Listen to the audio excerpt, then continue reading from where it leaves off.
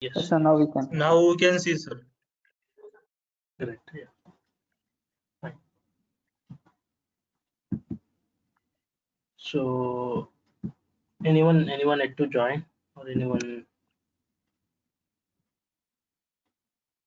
Okay. Fine. No worries. So we shall start our class for today. So as we discussed till yesterday, we have been discussing basics of Python. So we are somewhere around which point of time we are here only, right? We have completed our basic representation of data, like installation variables. All this we have completed. Data types we have completed. Complete data types. So we will see today conditional statements and loops. Okay, and also if possible by functions we'll also complete. Okay, today we'll complete by this week. We'll try to complete Python completely. So possibly by next week we'll start with Selenium. So fine. So I hope everyone has installed as per the last class which I have asked you.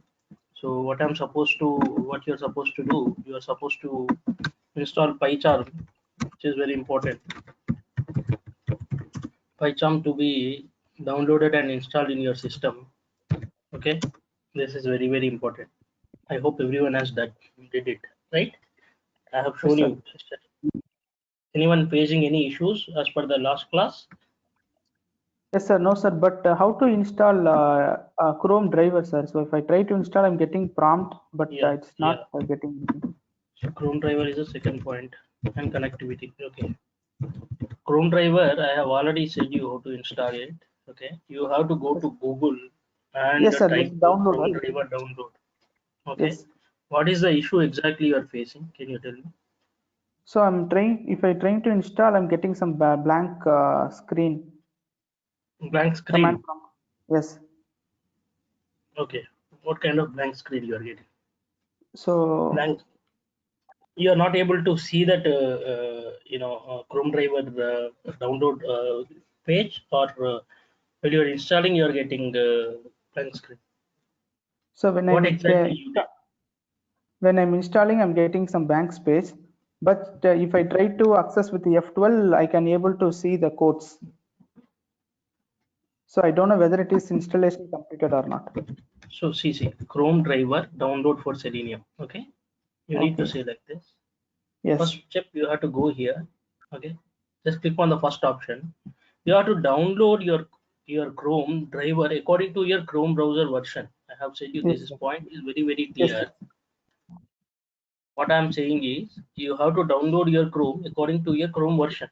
Okay, your Chrome version. If you don't know, you can go and check. In control panel. Yes, I checked. Wizard CPL. You can check your Chrome version. Okay. Yes, you can see Google Chrome here. You can go and check the version. The version here, what we are seeing is 85.0.4. Okay. You have to go and download the same version. You cannot download other version. Just click on it. It will be downloaded. After you are downloaded, then double click on it. It will be installed. It will be considered as a zip file. After getting a zip file, you have to unzip it and keep in some location, maybe desktop or whatever any place you want to keep that unzipped file, or you can say extracted file. You have to keep in that location. Clear, right? Okay. Yes, sir. After that, once you are installed PyCharm, just go and provide the location where you have installed that, where you are facing issues, at what point of time you are facing issue. So when I double click that icon, no, don't double click on it. You have to extract it. Don't open extract that. it. Not okay. Yeah. Why you are double clicking on that application? That is not an installer. You are not supposed to do anything. Okay. Just keep that .exe file, or that whatever the extension file. Keep that in your folder. You don't need to do anything. .exe file, you have to keep that in the folder. You don't need to open that one. It's not application, right? Okay. Got it, right? So yes, just keep it in your desktop like this. You have to keep. Yeah, got it, right? Okay, got it, sir. So where I have to mention this path in PyCharm? This path you have to mention, yes, as per the yesterday's program which we have discussed.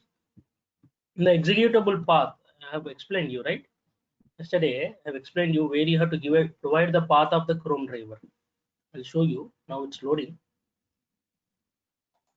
So, because that is very clear, very important. You need to be ready with the system, complete system ready before we work on something. Yes, sir.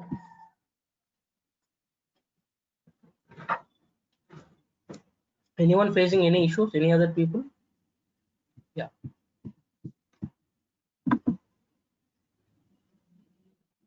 Yeah. You can see here, as I said you, driver.get. First you get the URL. After you getting the URL, then I said before you get the URL, driver equal to webdriver.chrome. Okay. Then you have to provide the executable path. Executable path is where your Chrome driver is existed. Okay, this whole path till Chrome driver.exe, you have to provide the path. Executable path equal to C users user desktop. So my Chrome driver is in desktop, right? You have to provide the path. You are not supposed to double click on it and run that application. Not application. I mean, it's not a application file. Okay. Okay. And it's not going to run anything. You just need to provide the connection. That's all. You're connecting to the Chrome using the Chrome driver. That's what. Got it right? Okay, got it, sir. Yeah. After that, you can start writing. You can start connecting to the application. You can write code. You can just interact with the web pages and all. Everyone clear with this point? These two are very important. Sir, Okay. executable path is different for different system, no? Yeah, different for different systems. You keep wherever you are keeping, you have to provide that path. Suppose it's there in desktop for me. Suppose you're keeping in D folder, E folder, whatever the folder. Give that path clearly with double slash. Okay. You have to provide that path. Is there another option to take executable path? Sorry. Yeah, only system specific path is most needed. No. Executable path can be anything. The path is this. This is the path of your Chrome driver. .exe. Wherever your Chrome driver .exe, provide that path. It's not like you have to provide only this desktop. In my system, it's in desktop. In your system, it may be in any location. Suppose if you don't want to provide it this path, you have to save, you have to install, or you have to provide Chrome driver.exe. You have to place that Chrome driver.exe in the same path where you're running your code. There you don't need to give. You can directly open and close this Chrome like this. Like this, you can keep and close. Got it right? You don't need to provide. Yeah. If you want to provide very specifically, so wherever you want to keep your web driver and you want to run it, then you need to provide this path. It means we Otherwise, have you to don't keep require. driver in project folder. Yes. Oh, okay, fine. Thank you, sir.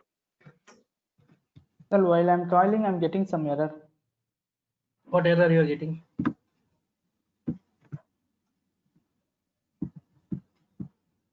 So this is the error I'm getting. That is not a error of Okay. So this is What my you're code. calling? What you're calling? What you're calling?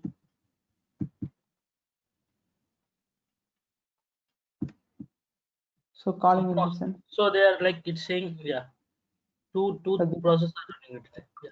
Tell me. This is my code.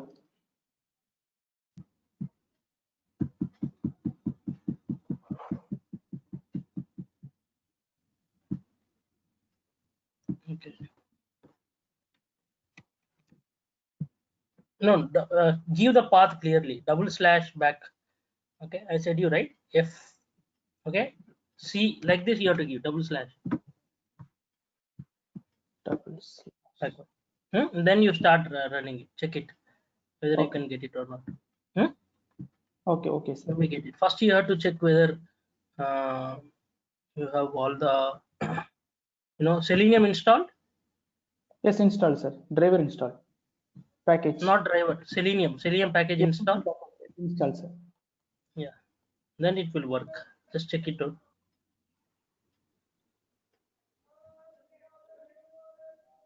Just do exactly how it is there. Okay. Okay. So if I have any doubt, how to contact you, sir? You can just mail me. You can just mail me to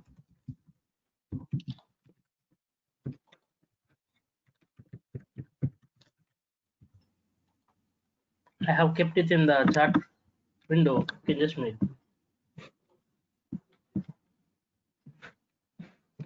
Okay.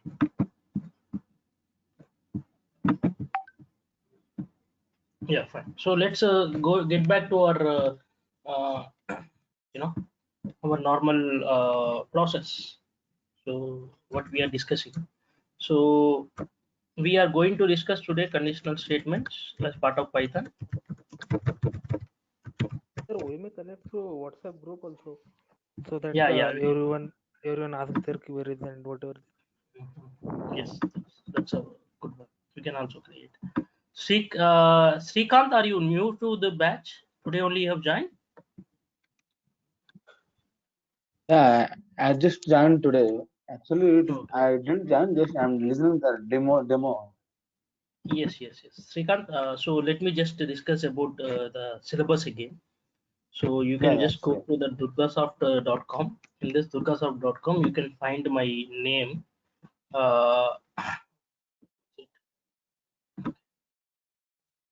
On all the online batches. I'm not able to see this. What do you say? Yeah, yesterday Website I itself. checked with the it Syllabus. was not See. there.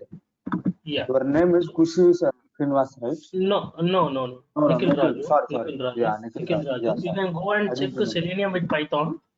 Once you click on that link, Selenium with Python, you just go here and click on Selenium with Python. You can able to open this one. In this, the syllabus is clearly mentioned. So we are going to discuss complete Python end to end, not Python completely, to basic level, which is required for our automation. Actually, So I'm already we are, professional with Selenium with Java, so I can understand yeah, whatever it is.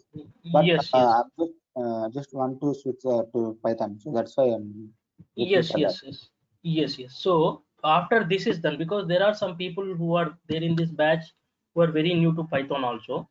So for those people, it will be useful. For you, it will be like a revisor. So Yeah, after that, yeah. we will start with Selenium. Very basics. We'll start and we'll see the advanced part of Selenium. We'll see the complete basics connectivity with Selenium. Complete, concepts of Selenium. How do we install, configure, run it in Chrome. Okay. How do we capture all the locators? We'll see what are the WebDriver commands, navigating, waits, drag and drop downs, all these things, because we are going to automate an web application. In to automate an web application, we basically need what we need, something called, uh, we have to write a script, we have to write a Python code in order to automate that web application. So there in a web page you may find drag and drop sometimes. I mean, you have to drag and drop, and you have to select the drop down. You have to handle the windows, frame handling, cookies, mouse actions, scrolling web pages, capturing screenshots. Okay, everything we will do. How do we automate? How do we write the scripts and do these actions? These are manual actions. Suppose I'm dragging my cursor from here to here, and I'm selecting some drop down. Okay, I'm selecting some drop down. So suppose I'm selecting some drop down here, uh, like this. So And I'm Nikhil, trying to do, yeah, I'm trying to suppose, this is one window and this is one window. I'm handling these two windows. So there are some frames, there are some scrolling web pages. So everything, these are done by, whatever we are doing manual actions, we are trying to perform. We'll try to perform using the code. Okay, that will be done yes. with Python. So Python code, how it is going to do all these actions, we'll see. So after that, Uh, we'll come into some professional way. Yeah. sorry for the interruption. Actually, so if I want to continue this with this course, so can I get previous sessions? I mean, recording sessions. Yes, yes, you can happily get it. You can just ask the team. They will. You Yeah, can check in definitely. YouTube. YouTube first two classes we have discussed there. Yeah, definitely. Yeah, thank you so much. So after that, we will enter into some professional way. So the professional way is something like we'll see the approach, how a structured format. Till here we have seen all the things. Now we'll see how do we do process, how do we test applications. So using some framework level understanding. So we'll see how to use the unit test framework, how to use assertion methods, skipping tests, how to run the suit, unit test suit, how to skip the test, how to run multiple test scripts, and all we will see. Page object model, these are all very standard frameworks and models that are approach that are required for your automation. So we'll see page object model, BDD framework we'll see, which are very, very important. 90%, any interview people will ask you what framework you have worked, how you have worked, what is the structure of your application. I mean, your automation folders, what are the folders, what is the structure of your framework. Being the automation tester already, so I'm able to understand everything. Yes. So we will see Python related frameworks very specifically. In Java we have some other frameworks. Okay.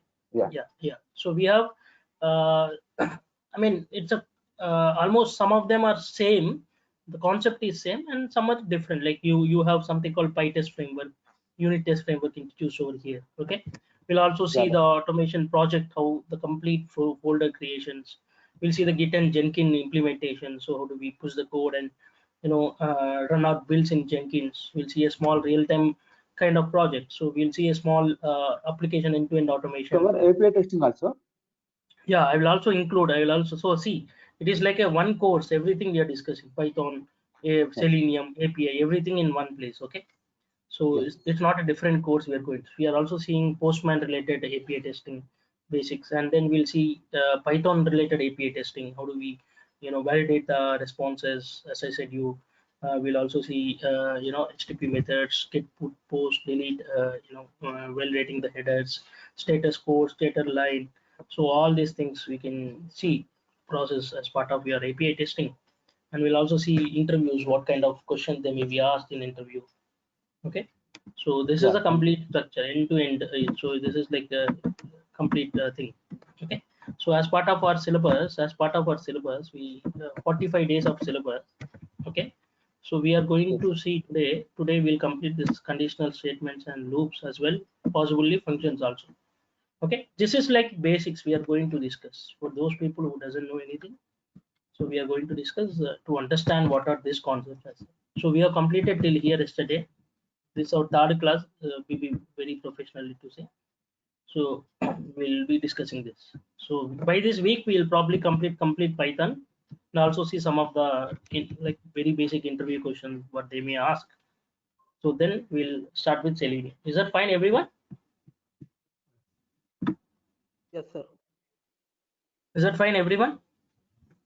Yes, so sir. People who already know, it will be like a revise. Please, you may get a chance in the class itself for revising. Okay. Yes. So we'll get back to our things, our story.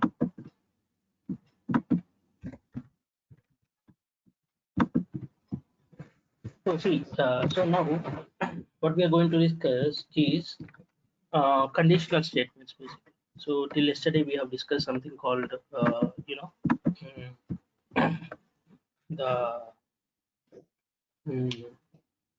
list. I mean, all our data types we have completed. We'll see the conditions.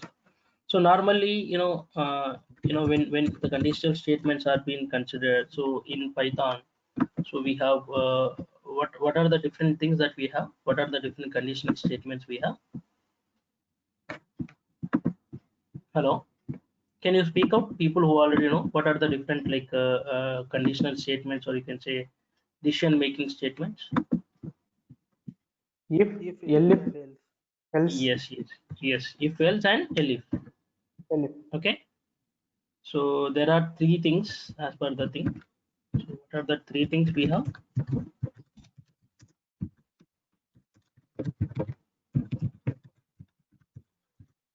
If, else, and elif.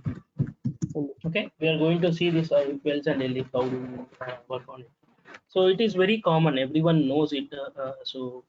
How do we use if, else, and elif?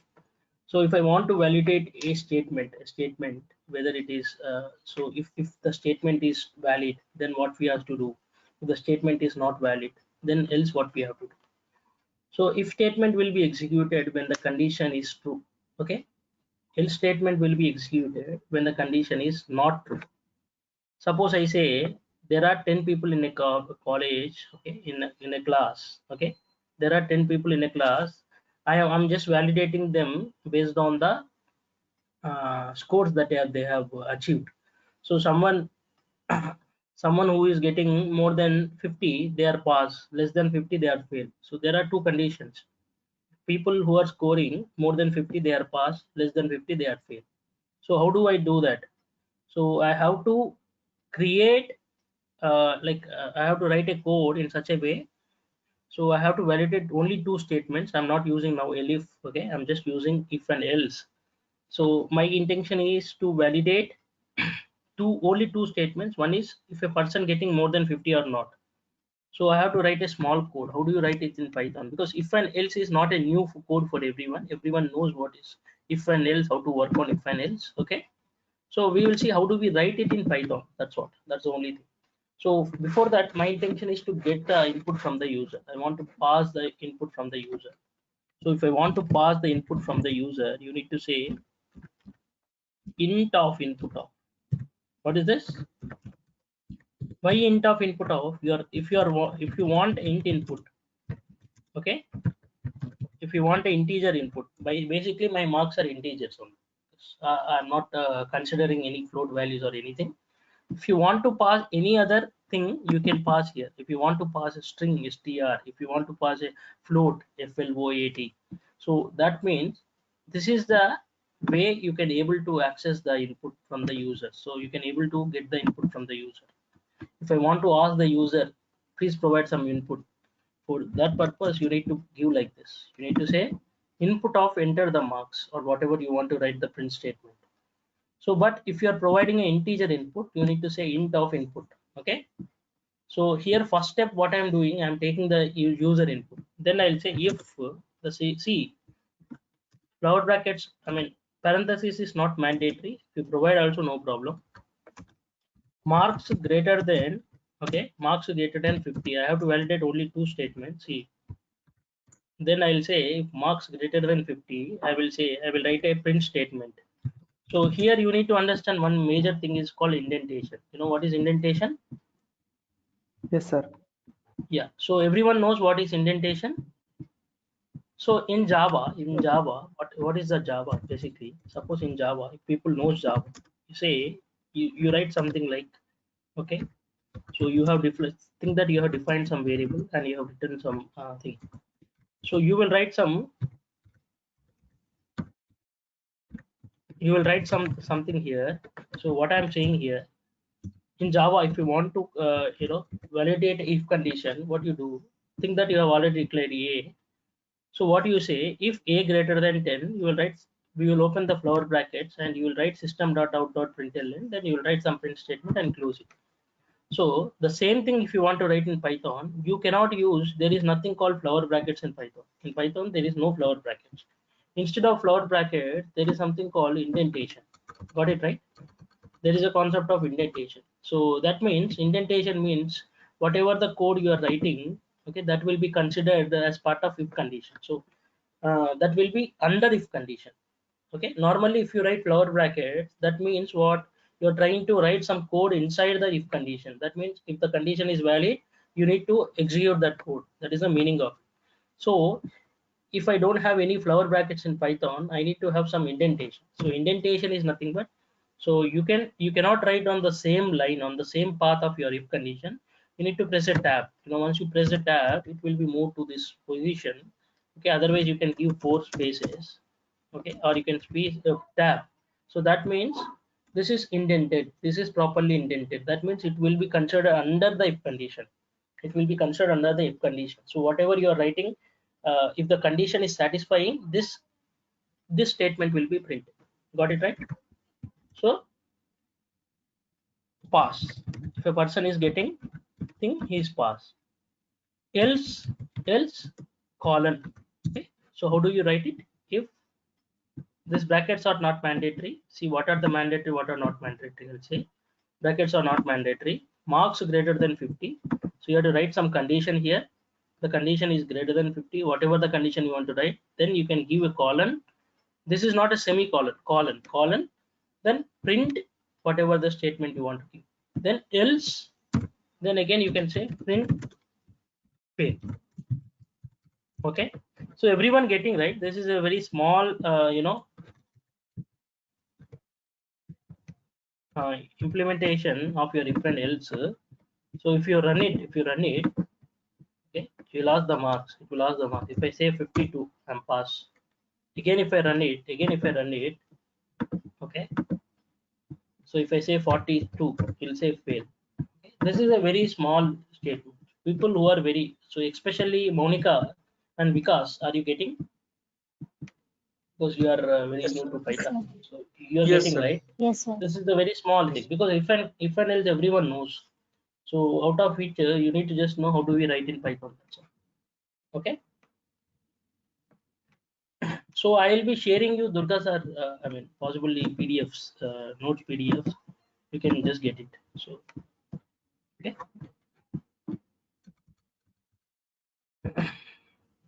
So after this is done,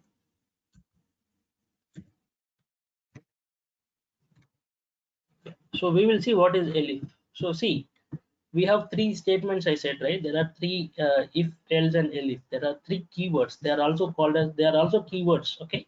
In Python, there are also keywords. I said you right how to find the keywords, how to get the keywords.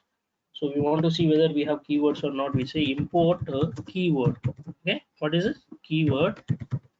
So keyword dot kw list. So we'll get all the keywords. We'll get all the keywords that are there. You can find else, elif. You can see elif. You can find else. You can find if, everything. So these are all predefined words. Okay.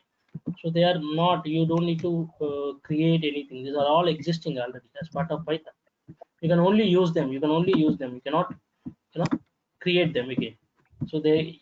So you need to know what is this useful for. What is if useful for? What is else useful for? What is else? Elif. Where to use elif? Where to use else, where to use all these things. So see, elif will come into picture only to validate the multiple statements. See, if statement will be executed only when the condition is valid. Okay, else will be executed only when the condition is not valid or it's false. So if will be executed only when the condition is true, else will be executed only when the condition is false. See, elif will come into picture when you want to validate multiple statements. Got it right? See that if there are only two options, either pass or fail, or I have yes or no. So there are only two options, okay, to validate, then you can just go for if and else. But see, there are lot of other conditions to be also validated. There are other conditions to be also validated. Then I will go with something called elif. So suppose someone is saying, someone who is getting more than 70 points is pass, that to A grade. Okay, someone is saying instead of pass he is getting A grade. Okay, so who is getting, someone is saying suppose he is getting more than 70 and also less than and marks less than 100. So marks cannot be 100, right? So marks should be less than or equal to 100.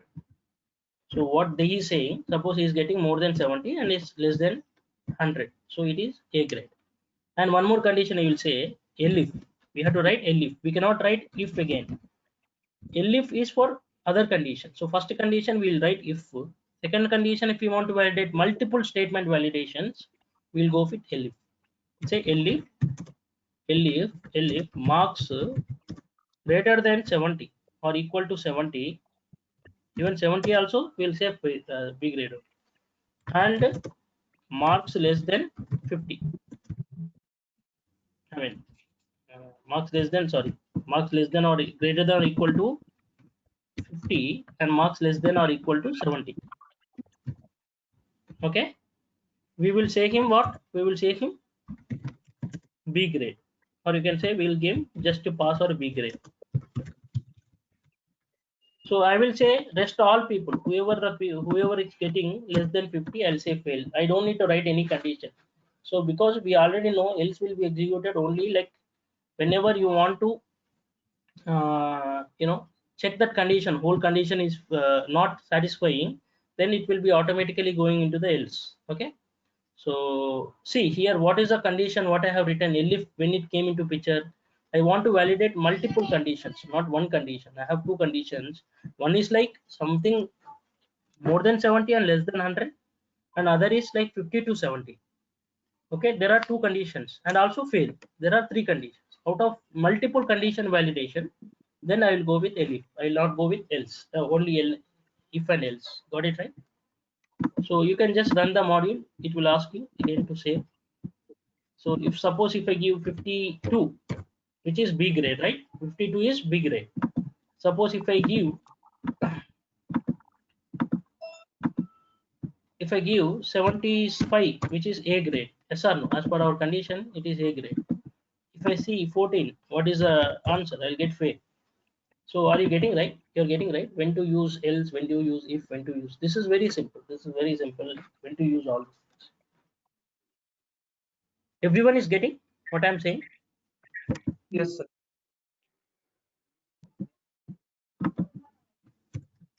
Yeah.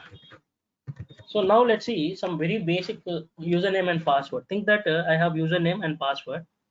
So I want to just validate from the existing username password. So I have taken a list username. So I have Nikhil. So out of which Rakesh is there, suppose Sandeep is there or Srinivas is there. Okay. Then we have password. Okay. Suppose for everyone I have assigned some password. For three of them password. So now I am taking user input.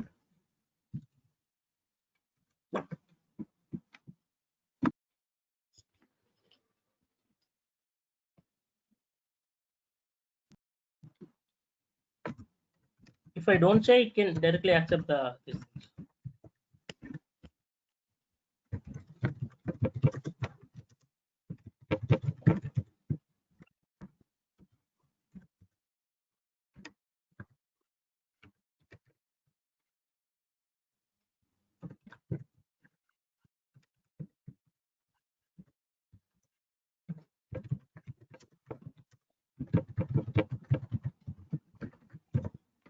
Okay. If okay.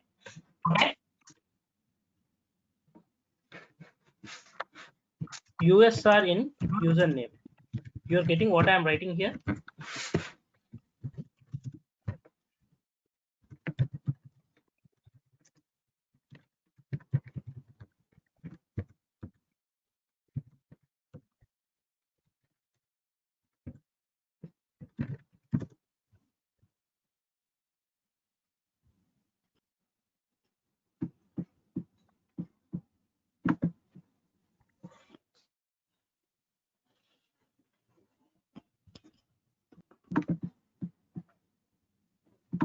Okay. No worries.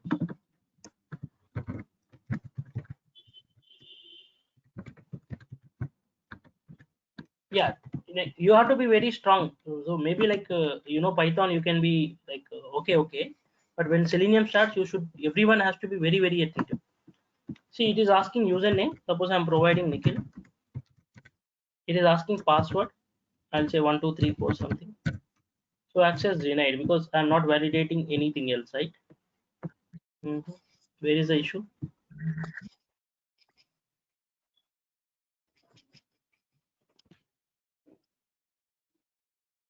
Why it is access denied? Tell me why it is access denied. You can directly provide it. Okay, you don't need to provide Nikhil with double quotes. Just need to say Nikhil because I have already taken as it, right? Password, whatever you can provide, you can say access denied. Why it is giving access denied? Tell me.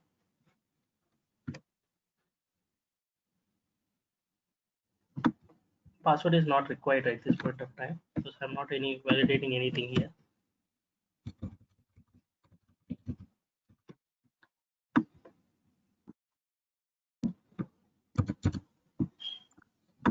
So we have to take another if statement in which we have No. I don't require it. See. I'm not validating anything called password here.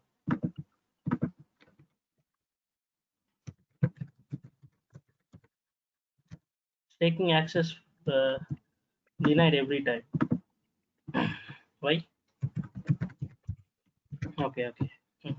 Because I am not taking string, I can also provide str of it automatically. Normally it will take as a string, so you don't need to provide it. So by default it will take. Okay. So the reason is like, however, I am providing the normally when you don't provide anything, it will consider it as a string input. You're getting right. If you're not providing any input, maybe not an integer order, it will consider as a string input. So when it considered as a string input, okay, so you don't need to provide any double quotes. You can directly provide it. So this is a very small thing. This is a very small thing that you can consider. You can just take it as a thing. Example, a small example where, like, if you are providing any data within this list, it will be pass. It will give a pass. If you are not providing any data within this list, you will get fail. Suppose think that I'm providing a data. Suppose Rahul. It will say access denied. Okay, it will say access denied because Rahul is not part of our list.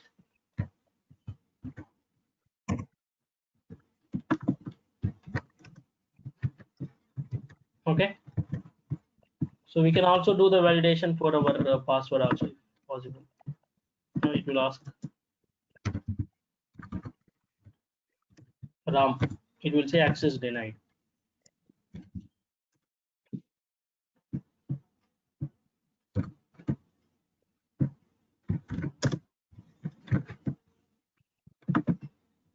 If I provide something called Srinivas,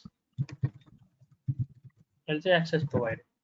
So this is a very small thing. I'm just validating. I'm just checking whether my user input which I'm provided is part of my list or not. If it is part of list, then it will be passed. Otherwise, it will fail. Okay. We can also check for password possibly.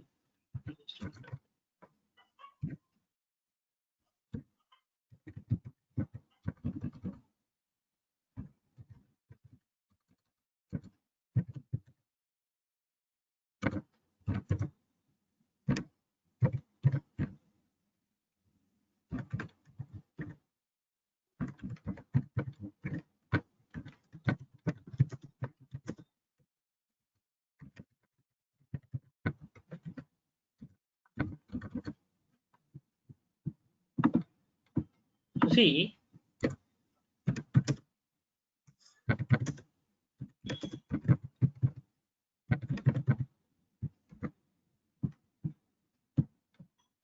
you know what is this?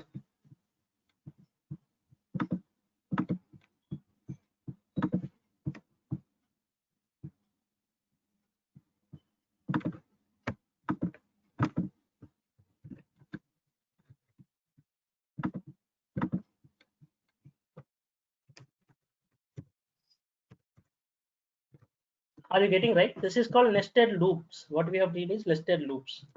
So Nested what if. we are going nested if, sorry, nested if. I'm sorry. Loop Nested if.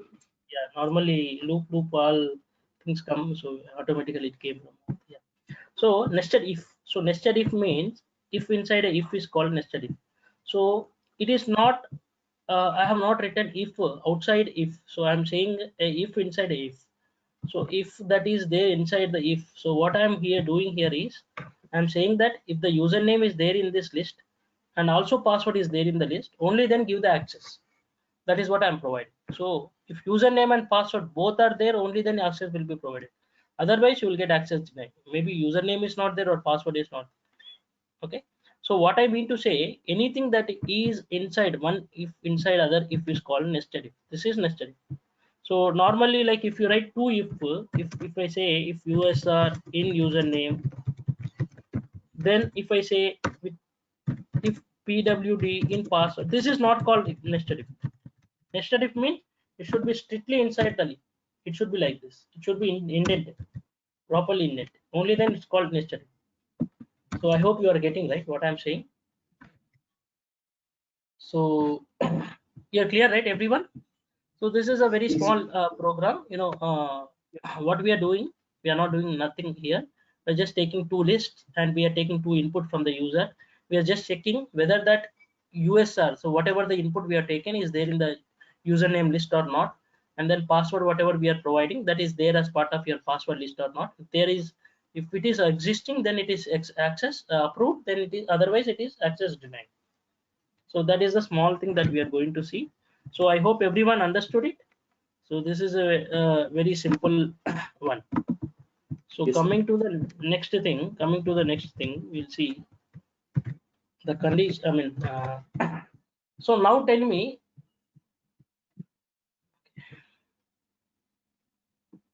Yeah, sorry, my office things. I'll let you know. Just give me some time. 1 minute.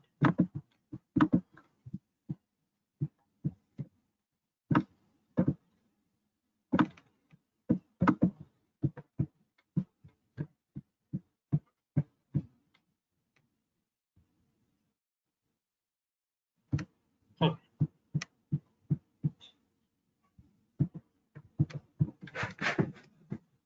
Yeah. So we will see what is the thing. Next, coming to loops. What we'll see loops. So what are the different loops we have? Loop conditions. I mean, loop statements we have. We have For if loop we have and while for loop and while loop. We have for loop and loop. while. So basically, what is a for loop? What is a loop? So how loop is executed? What is the concept of loop? Loop will be executed only when, see, only when like there is any iteration. So I want to do a performance or action for multiple times. So a single action, if I want to do for multiple times, then I will go with something called loops, because I want to do some iteration over some sequence, over some group of elements, over some group of integers, over some sequence. The sequence can be a list, can be a tuple, can be any kind of sequence. So what I'm exactly want to say here, if I want to do a performance or if you want to do an action over a sequence of elements, then I will go with loop. So I'll give you a small example. I want to print a number. Every time I want to print an integer over a sequence of 10 numbers, over a sequence of 10 items in a list, over a sequence of some length of elements. So then I will go for loops. So I want to do an iteration. So I want to move from one element to other element, move element, and print every element at every iteration, or do some action on every iteration. So for that purpose, you can use the loops. Okay. So while loop is what? While loop means suppose you write any condition.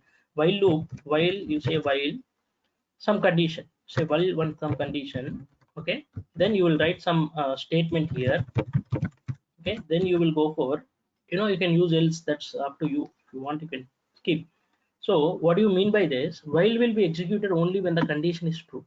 See, while will execute until the condition is true. When the condition is false, this while will come out. The execution will come out of. Okay, so till the condition is true, this while loop will be executed. So it will be iterating till the condition is true. Suppose I say, I'll give you a small example. So tell me what is the output of this. You have to tell me what is the output of this. I'll say a equal to 5. Okay, a equal to 5. While a less than 5.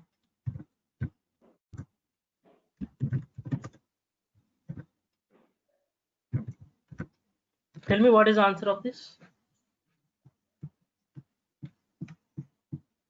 Anyone can say what is the answer of this? Huh? 1, 2, 3, 4. How many people say 1, 2, 3, 4? No. Tell me what is the answer of this. This is not just think in Python. If you know any language, you can say what is the answer of this. Nothing will be printed. Nothing will be printed. Okay. Any other people? Sir, yes, sir. I mean, the program will be, I mean, the program is correct, but 5 less than 5, Condition is which false. is not true.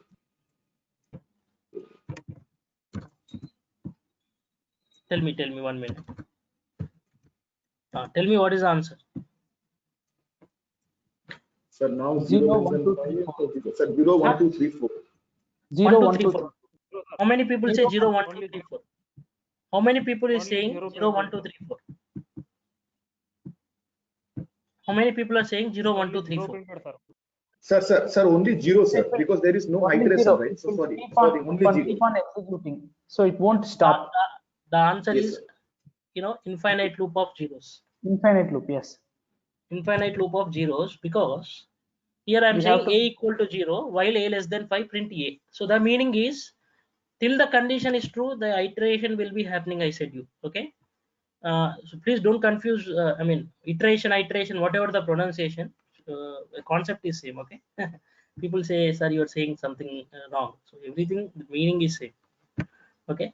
So what I'm saying, a equal to 0 while a less than 5, print a. So that means, obviously, when I'm taking a equal to 0, this is condition is true. This condition is true because 0 is less than 5, right? I'm printing 0.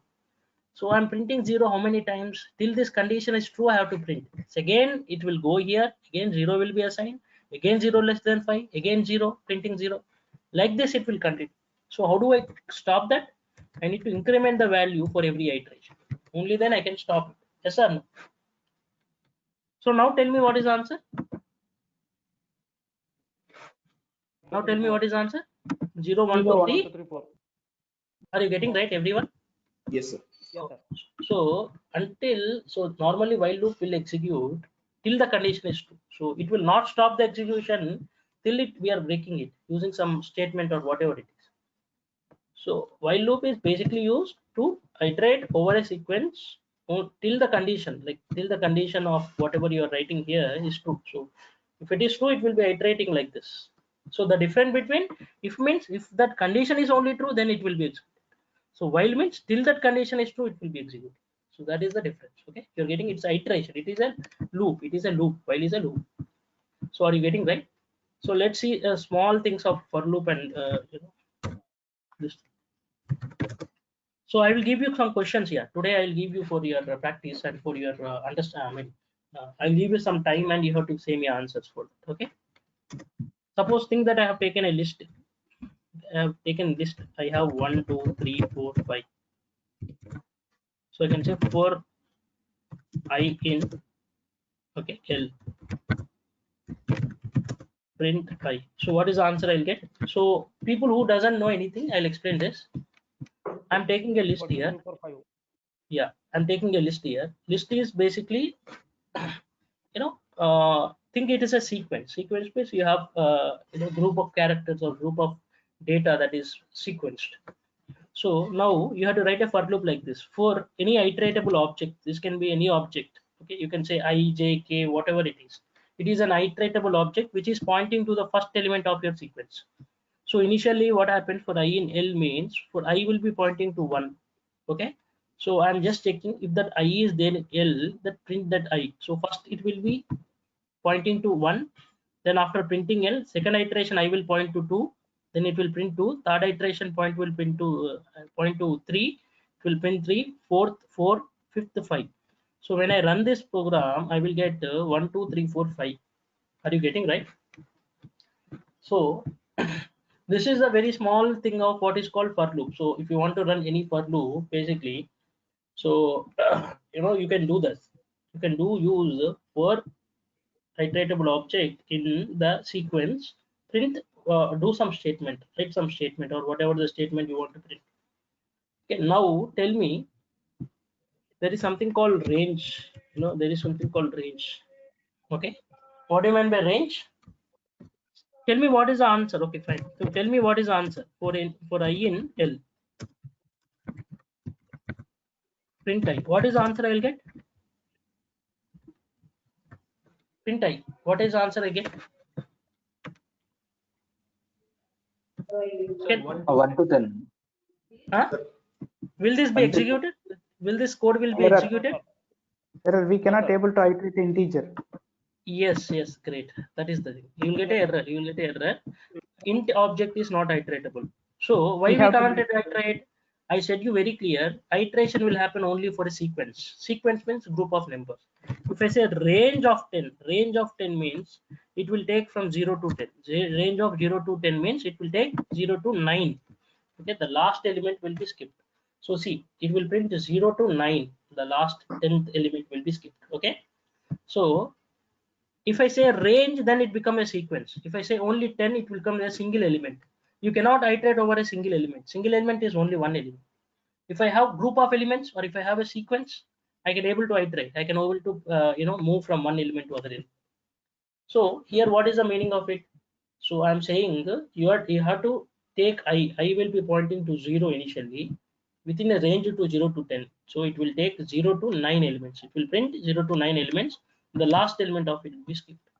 So see what is the answer I'll get. I'll get again 0 to 9.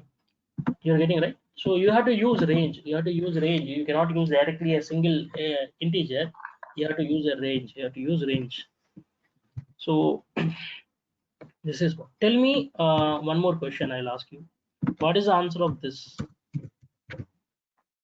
If you know slicing, when you can relate with it. If you know slicing basic. 4, 6, What is the answer I'll get? 0 to 4, 6, 8. 0 to? That is increment. Increment No, by what is the 2. answer of this? What is the answer Yeah. of this?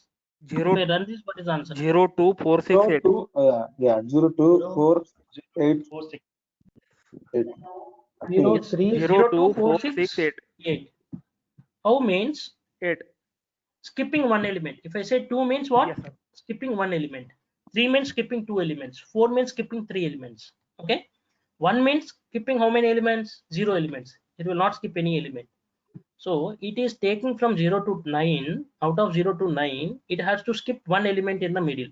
So first it will take 0, then skip 1, then it will take 2, skip 3, take 4, okay, print 4, skip 5, print 6, skip 6, skip 7, 8, then skip 9. There is nothing to print after that.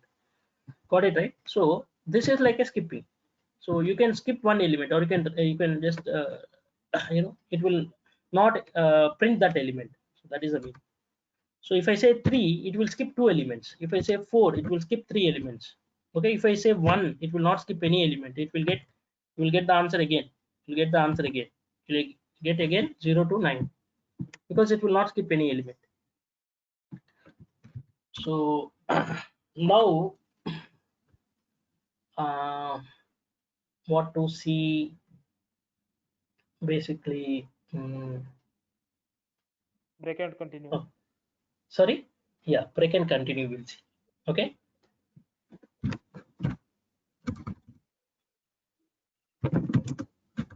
Okay. Very basically, we'll see one break and continue.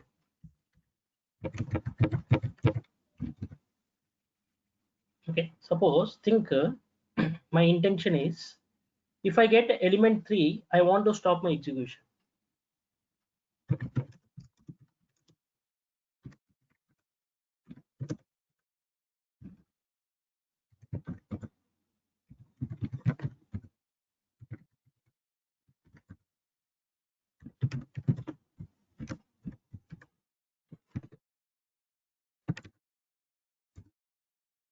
Are you getting what I'm saying here? So there are something called control statement. Control statements. What are the control statements we have? We have break, we have continue, then we have pass. Okay, got it right, everyone? So see, my intention, suppose my intention, what is the output of this? As we say, the output of it will be only 1 2. Why it is 1 2? See, I am taking for I in L. For I in L means it will take every element. It will iterate over every element. If I is double equal to 3, if the I is equal to 3, I am saying break. So what do you mean by break? Break means it will completely stop the execution of that, not the condition, the loop itself. Are you getting right, everyone? So break statement is executed. So normally, if I say break, the break means it will not just stop the execution of this condition. It will stop the complete execution of the loop. So it will not take any element after 3. It will completely break that. Okay. So the output of this break will be only 1 2. So what I am saying here, you are doing an iteration for every element in the list. If that element is equal to 3, then completely stop that execution. So otherwise print that element. So normally first it will go and check 1. If that 1 is equal to 3, no. So it will go to else, it will print 1. So second it will go 2 is equal to 3, no. It will come to else, it will print 2. So when then if I is equal to, yeah, if it is equal to 3, yes, it is 3. So break. So break means it is completely breaking, and the other things that is there after this list, after that statement will not be executed because it is completely breaking the whole loop itself. The whole loop is broke. Okay, are you getting right? So tell me what is the answer of this then. So the difference between break and continue you need to know. So Tell me what is the answer skip of the this. current iteration and continue next 1, 2, iteration. 4, 5. Yeah, so the answer will be 1, 2, 1, 2, 4, 4, 5. 5. 1, 2, 4, 5. 5. Why it is 4, 1, 2, 5. 4, 5? It will only skip that present element. When I say continue, instead of completely breaking the loop, what it will do, it will only skip that element. So that element, whichever the condition you are satisfying, that element will be skipped. So here first it will come and check 1. So it will print 1, 2, print 2, 3. So when I say continue, it will skip that element. So then again it will go for next iteration. It will not stop there. So in the break, it will stop the complete execution. But whereas in continue, it will go for next item. It will go for 4. Yes, it will print 4. 5. It will print 5. So it will not stop there. It will try to continue the execution. So that is a basic difference between your break and your continue. Got it right, everyone? So pass doesn't have any valuation. Pass is just to check your syntax is working properly or not, to just do no action on the item. Got it right? So pass has no credibility over here. So I hope you are getting right. These are very basics we are going to see. We are just checking out things. So now I will give you 3 questions within the span of I will give you exactly 3 minutes of time. 3 questions I'll give you. You have to tell me the answers. You have to write the code because this will be very common question. Very first question. Okay, check whether check the count of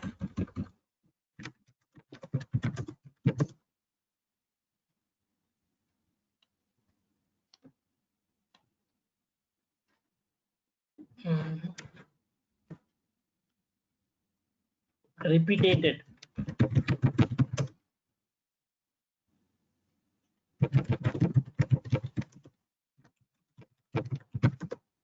so I'll give you a string. See, I'll give you a string.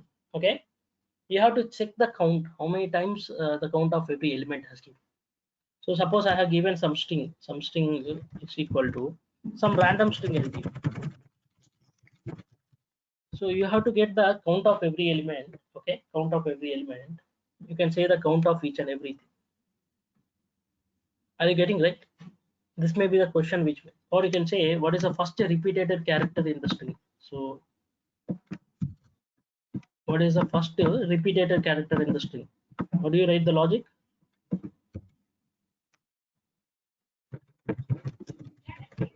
We have to take the first character and we have to check how many number of elements. No, not that. We have to use the for loop for Yeah, we have to use for loop only. So see, my question is, suppose if I pass any string.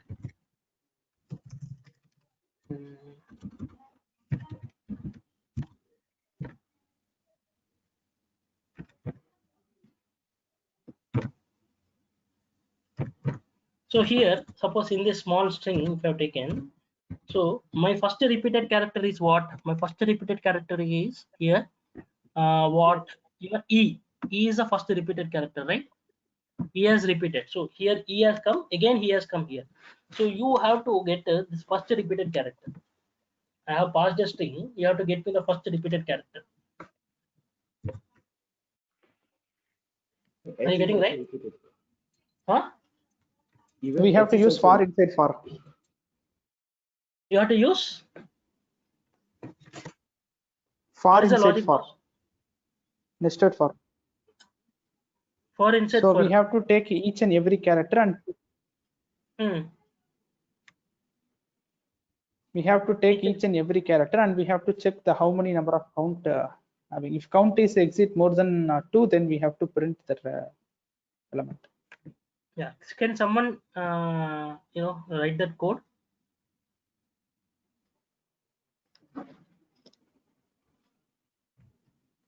Because these are very common interview questions. Okay, very Yes. questions which will be asked in interview. They'll 100% ask this kind of questions.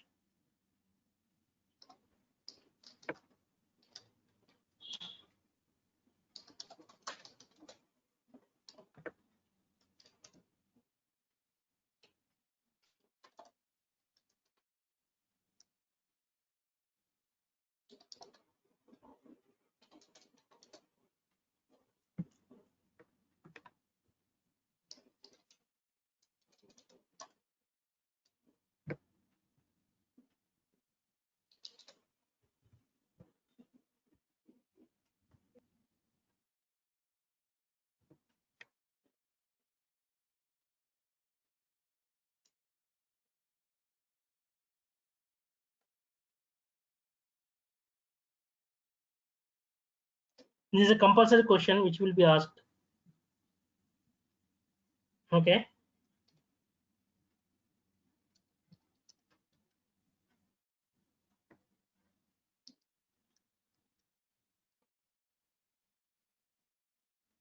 So they may ask you what is the count of So how do you remove all the duplicate elements? Using set. Sorry, using the Set. using set. Yeah. Yeah, if I ask you not to use any set, Then we may iterate through for loop, and I equals to I, then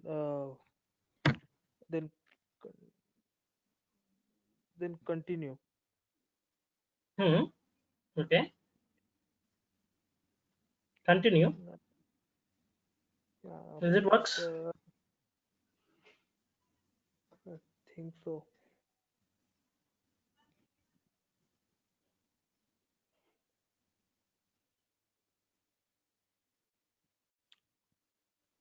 So can you tell me like okay, yeah, you can paste it in here. Is it works? Is it works? Is it working, boy? Might be.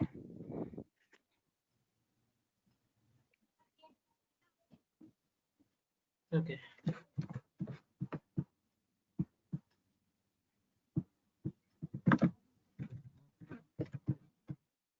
What is the input you have taken? This one, right?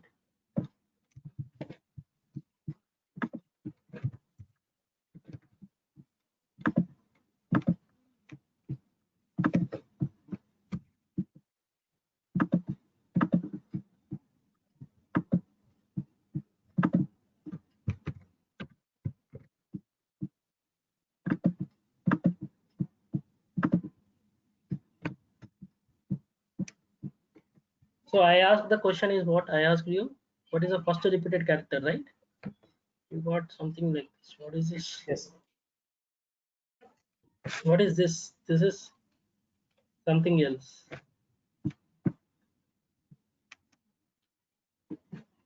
Tell me, how do you do that?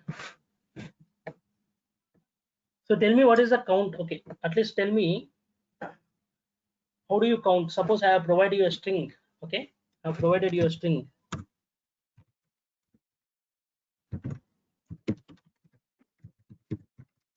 Tell me the count of alphabets. This is also a question. Alphabets and digits in this string. This is an important question. See, there are two important questions. One is like first repeated character. Okay, first repeated character in your string. Very common question asked. Don't copy. Just don't copy from internet or whatever. Because see what happens if you don't know logics, you cannot write anything. You cannot, crack. You may crack to that round, but you cannot crack the interview because you have to build your own logics. first repeated character in your string.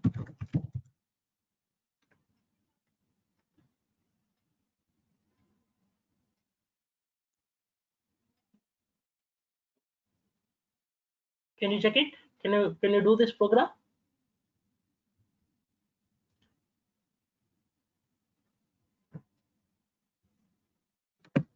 Okay, 1 minute. Just give me.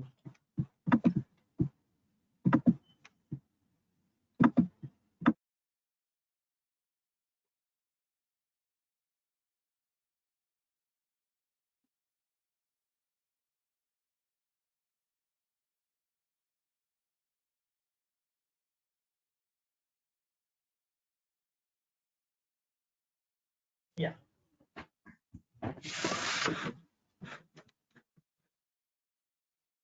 So can you do these questions tomorrow?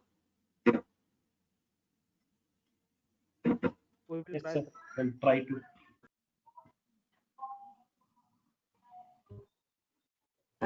Okay. So I will ask you some basic questions now, so that we'll see what you can, how you can be able to answer.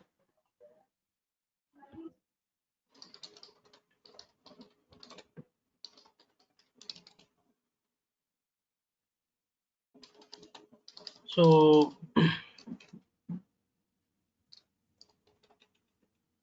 I'll ask you some very basic questions. So see, because which will be commonly asked in interviews.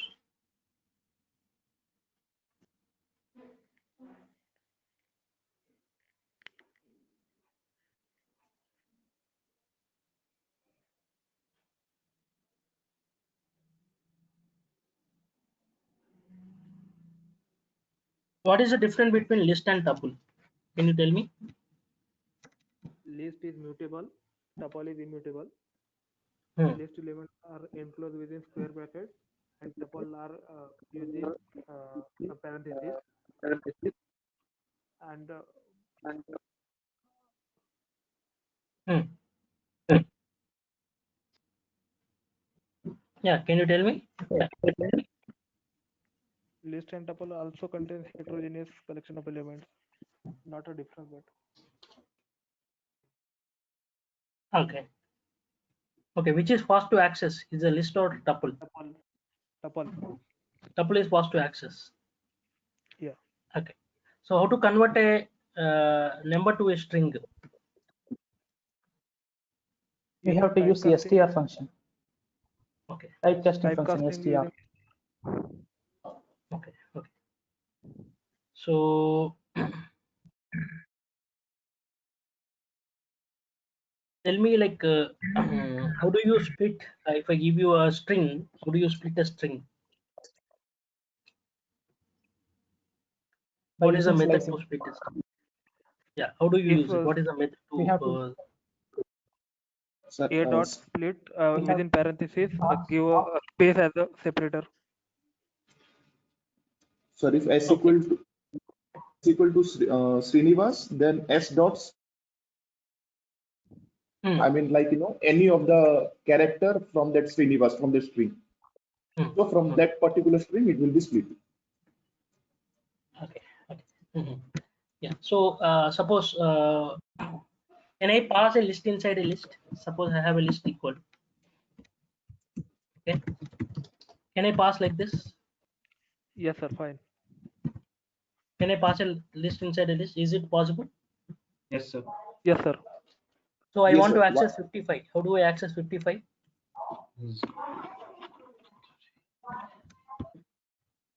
L of 2 of 2. Is it 2? Is it 2? Yes, sir. L of 2 of 0, 2. 1, 2, Isn't 3. it L of 3 of 3 of L 4. of 3 of L of 3 of? 2. L of 3 of 2. Yeah, L of 3 of 2. So here, people who has not known, please check it. 0th index, first index, second index, third index. So this third index means it will give you the complete. So first L of 3 means it will give you 12, 34, 55. Out of which I want again 55. So I will say L of 3 of, out of 3, I want 2, again 2. That means again it will be 0, 0, 1, 2. this will be 1, this will be 2. And this will be So I will get specifically 55. I'll get specifically 55 from this. So if I use like this, I will get 55. So can I use a method like this?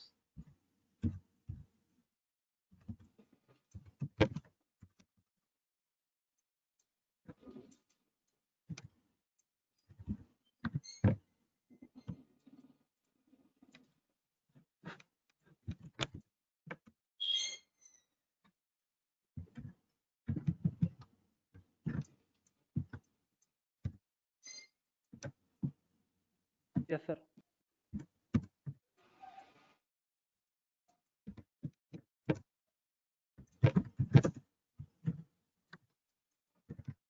What is the answer of this?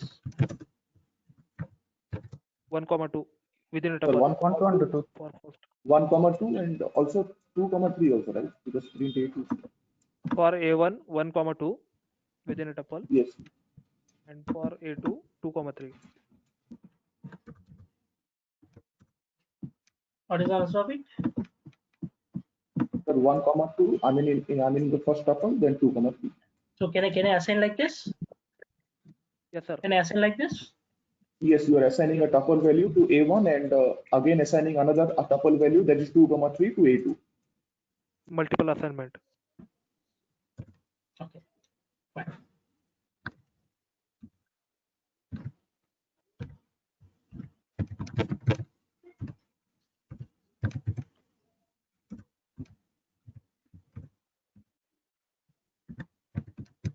Can I assign a variable like this?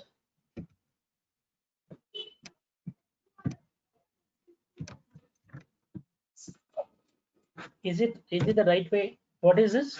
And if I print this, what is the answer I'll get? So we'll get error, sir, because set? tuple is immutable. Tuple is immutable. Okay, Immutable. then what is the problem? Immutable. What is the So problem, we cannot boss? able to mention immutable data type inside a mutable one. Tuple No we cannot matter, pass.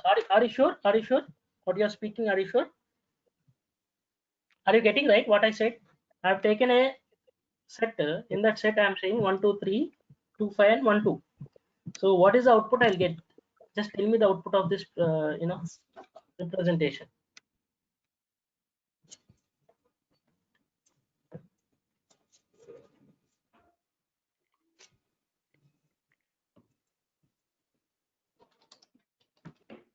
Don't just check it. Tell me, no. Why can't we pass immutable things here? This 1, 2, 3 is also immutable. Now numbers also immutable. Okay, this is also immutable. The reason I'll get error. The reason I get error, why? I'll get error. What error I'll get? Unhashable type set. What I'll get? What I'll get? What I got? What I got? You cannot pass a set inside a set. Got it right? Set is a mutable data type. You cannot pass a set inside a set. You can pass a tuple. This is right. This is right. See, you should not confuse again. This is right. You will get answer. You will get answer for this. You can pass a tuple. You got an answer. No problem. Okay. You can pass a tuple. You can pass a string. You can pass a number. You cannot pass any set inside a set. You cannot pass any dictionary inside a set. You cannot pass any list inside a set. Clear, right, everyone? Because they are mutable. You cannot pass any mutable type. Okay. Okay. Are you clear, right? Don't just get confused. Here the thing is like we can pass a tuple. Tuple is immutable. Immutable are only allowed inside a set. Immutable are only allowed. Okay. So tell me like 5 methods. Tell me 5 methods of list. What are the 5 methods that we have used? list, append, Append, remove, Sir, append, insert, count, extend, replace, sort, clear. remove, delete, and pop. you are Okay. Yeah. So tell me 5 methods of string. L strip, R strip, strip.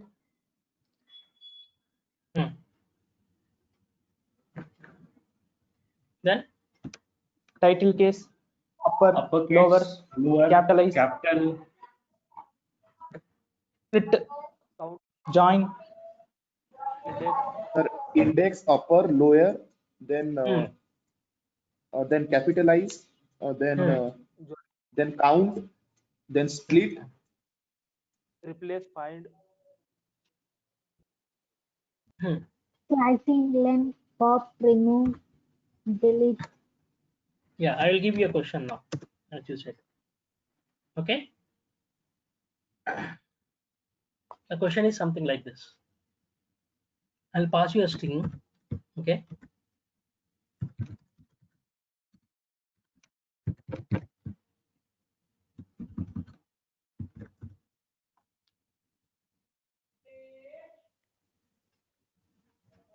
Yeah, I have already asked you a question. The question is, suppose this is the thing. So I want to get the count of all the alphabets and numbers. This is a common question which is asked in interview. The question is very clear. I want to get the count of the characters or alphabets. Hello is a H is alphabet, E is alphabet, L L O is alphabet. 1 2 3 is a digit. So I want to get the count of digits and alphabets. How do we get it? What is the logic that you write?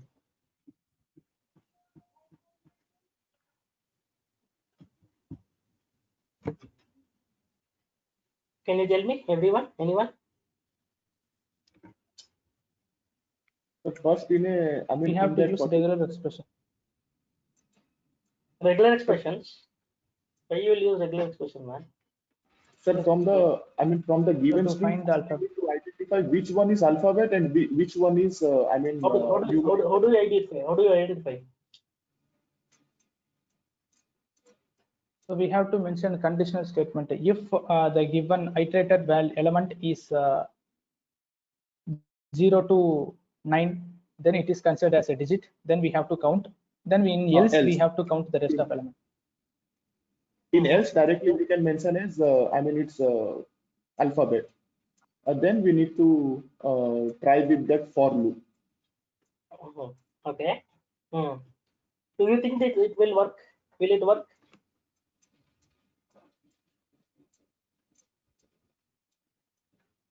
Do you think will it work?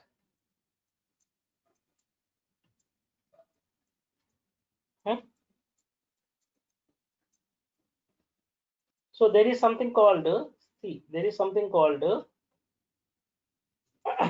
is alpha is digit. Okay, is digit. Okay, there is something called is alpha is digit. So you have to use that and you have to get it. You cannot just use something 0 to 9. That is not the right logic, man. Suppose I have given some other thing with the special characters. Will you write for a case that also? You will say whether it is a hash or whether it is a ampersand, whether it is a colon. All these things you will check. So you have to say, you have to use is alpha and is digit to check whether it is a digit or a alphabet. After checking that, then you can create a counter. You can able to mention a counter and iterate over the elements. Are you getting right what I am saying? Don't use any other logics. Use this logic. Sir. Okay. Sorry, this is also inbuilt method, is alpha and is digit. I have explained you, right? I have explained you very clearly, right? When we are discussing, have I explained you? I didn't remember. I think I might have missed. See. So what is alpha is digit? Suppose think that I have provided a string here. So I want to check whether this string is having numbers, I mean alphabets or some other things like digits or what. I say a dot is alpha. It's an inbuilt method. Okay, is alpha. Is alpha means is alphabet or not. So if I say the answer will be what? The answer is what? You will get answer as true or false, because whenever I said you right, anything that is starting with is, the output will be true or false. Okay. So if I say a dot is alpha, So if I say print a dot is alpha, so it will check whether that string is having alphabets or not. If the string is having alphabets, you will get a true. You got true. That means all the all the characters in this string is a alphabets. Suppose I'll say 1 2 3. I'll say 1 2 3, which is completely of digits. It doesn't have any alphabets. So here my is alpha will fail. What it will do? It will give me false. Okay. So think that if I want to check whether it is having only digits, I need to use is digit. Okay, is digit. Is digit is again an inbuilt method. Okay, which is going to check whether my string is having only digits or not. It will give you true only when it is digits. So is alpha will give you true only when it is alphabets. Got it right? Suppose there is something called is all num, alphanumeric. It will give you true if it is having both digits and both digits and characters, alphabets. It will also give you true if it is having only digits. So alpha is all num means it will check whether it is having at least one alphabet or at least one digit or both. Got it right? Are you getting right what I'm saying? All num means alphanumeric. Alpha means alphabets only. Digit means digits only. Are you getting right? Yes, sir. Yes, sir. Okay. So what you do, you try to iterate over each and every element, check that it is alphabet or the digit. When it is alphabet, you try to increase the counter of that alphabet. If it is a digit, you increase the counter of the digit. That's all. Clear, right? Yes, sir. So all num will be always true. All num will be true even it is having only characters or only alphabets or only digits. Both also it will be true. All num will get false only when you are using special characters. Now what is a special character? All these are special characters, right? Then if you are using these special characters, you will get error. What you will get? You will get saying that false. All num will be always true even it is having one character or one digit. It is true. If it is having special characters, then it will go as false. Understood, right? You have to write a logic accordingly. According to that, you have to write the logic.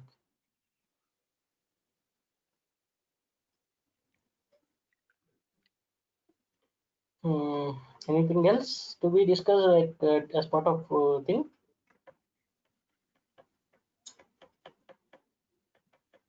So you know tuple things, right? Can tuple works on sort and sorted? Is it possible to use tuple sort and sorted?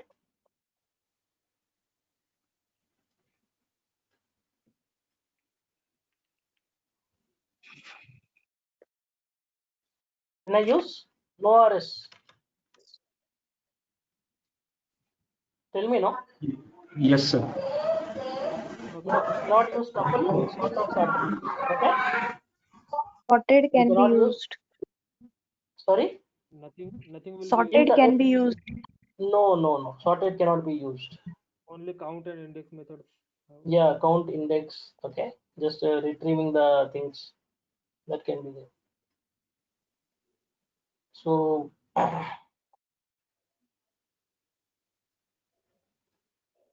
and what we will see today. So how to reverse a list? How to reverse a string? What is without using any reverse method? Negative indexing. Colon -1, right? Yes, sir. Yes, sir. Colon -1. Yes, sir.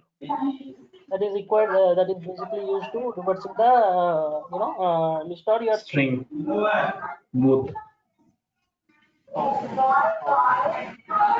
So how to check whether that how to get the odd list? How to print only the odd elements in the list? Suppose I have taken a list here.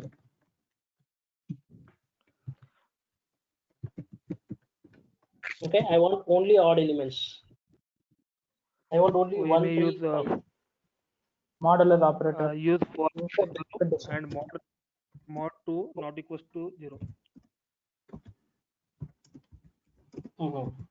The number which is divisible by 2, that is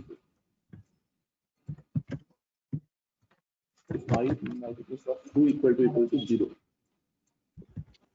Also, we may use continue here.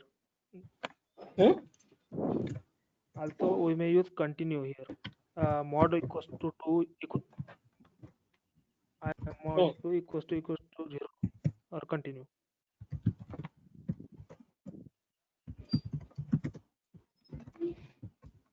What is the answer I'll get then here? No, sir. Not equals. Yeah, it's fine.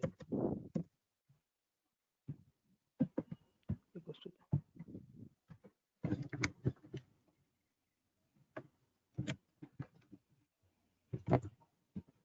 That is not accepting. You can use Sir, greater than or equal to.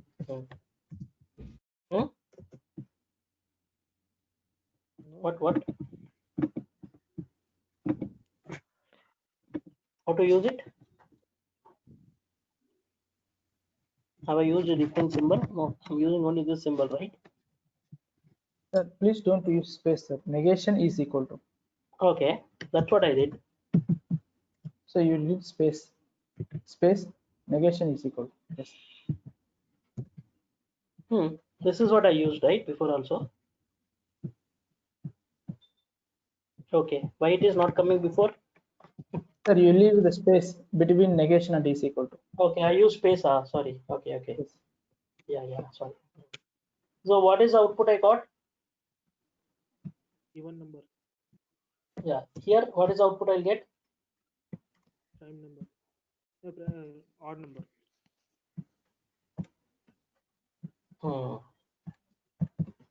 That's all right.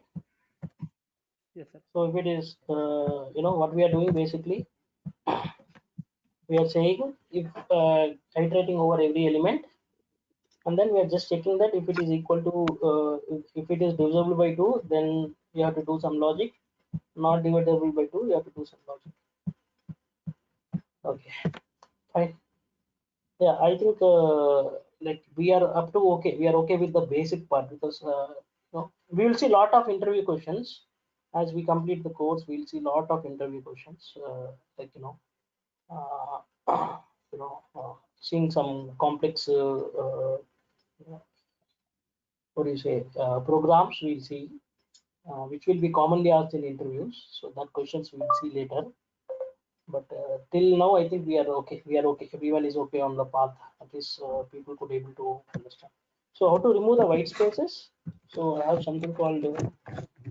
These are questions. What I'm asking. Please remember, and please be very clear, because this will be commonly asked in interviews. Okay, very common asked interview questions. Tell me how do I remove the white spaces? Using L-strip method. L-strip method. Okay. S.strip also you can. Can I use only strip? Yes. Can I use only strip? Yeah, sir. Fine. Yes. Can I use only strip? L-strip means left strip. Okay. Left strip. Okay. L-strip means left strip. So if suppose Otherwise, here it sir, is there, space is there. Otherwise, we may take, sir, space equals to not space. We can use a lot of ways. You can use space equal to not space also. You can join that. You can Yeah, sir. you can join that using that. Okay. Yes, So sir. that will be also things. So there are a lot of ways. That doesn't mean like we have only one way. So these are very common questions which will be asked. Please remember all the things whatever I explained today. Please, like if you get recording also, just see last some 5-10 questions which I've asked will be very commonly asked in interviews, because normally how interviewer will ask is they have some strategy, some basic question strategy. They'll follow only that things. They'll ask how many count of repeated characters, what is the first repeated character, how do you reverse a string without using any reverse method, how do you remove the white spaces in the string, okay, how do you use generator, what is iterator, okay, what is the difference between both, okay, how do you use the decorators. So we'll see what is a class method, what is a static variables, how we are using in classes. So what are the different object-oriented programming concepts that you have used in your programming, when you are implementing your project? Okay, how it is basically used. So these are the questions. So then, like they may ask you, how do you use a dictionary? Like, how do you use a list comprehensions? So there are some common questions which every interviewer has to only focus on. So that questions we will see at the end of the class. We will see all questions which will be commonly asked in interviews. So that will give you a lot of weightage. That will help you a lot of weightage in order to crack it. You getting that?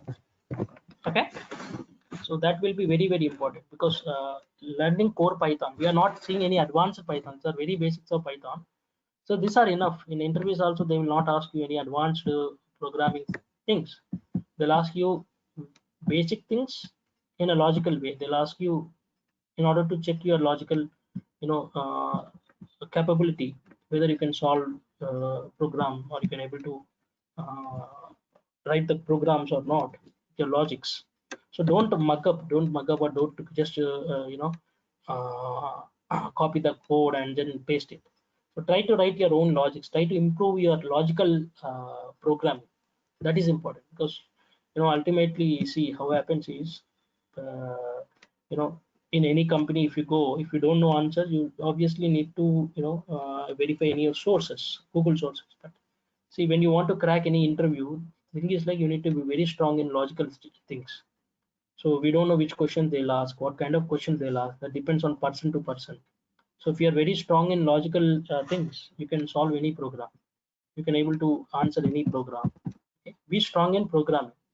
Theory wise, everyone can be strong, but be strong in programming. We are not required in Selenium. We don't require advanced Python program. We require core Python to a very extreme level. That means we require very good programming skills. Okay, fine. So any doubts for today? Are you okay? I'm just closing the things. Hello? Yes, sir. We are good, sir. Today, I mean, by Friday, we'll just give you introduction. By Friday, we'll start Selenium. So till then, we'll see. Tomorrow we have we'll try to complete the rest all things, functions, object-oriented programming. So I think tomorrow functions and file handling we can complete. And object-oriented 1-2 days we can take. I mean, Python exception handling also we can do in 1 day. So like by Friday we'll complete this Python programming basics. Then we'll go for Selenium concepts. Okay. So be ready with everyone. Be ready with PyCharm ready, and also Selenium and Chrome driver installed. Okay, because that is very important. Okay, clear, right, everyone? Yes, sir. Yeah. Any doubts you can ask me. You can just message me in that email ID. So I will just ask today the team whether to create groups or what, how to communicate with you properly. Okay. Thank you. Any doubt? No doubts, right, everyone?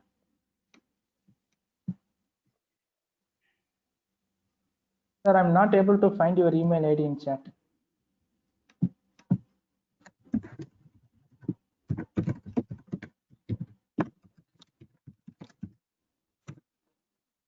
I hope everyone Yes, got it. Yes. Srinivas, you can message me. I think you have sent your resume to me. I will just check it out whether that opening is still available. Okay, I've got checked it your resume. I'll just check whether it is still available. The opening in Vachusa. Okay, if that is still there, I will refer you. Okay. Yeah. Thank you. Okay. Thanks a lot, everyone. Thanks a lot for your time. Thank you. Thank you, sir.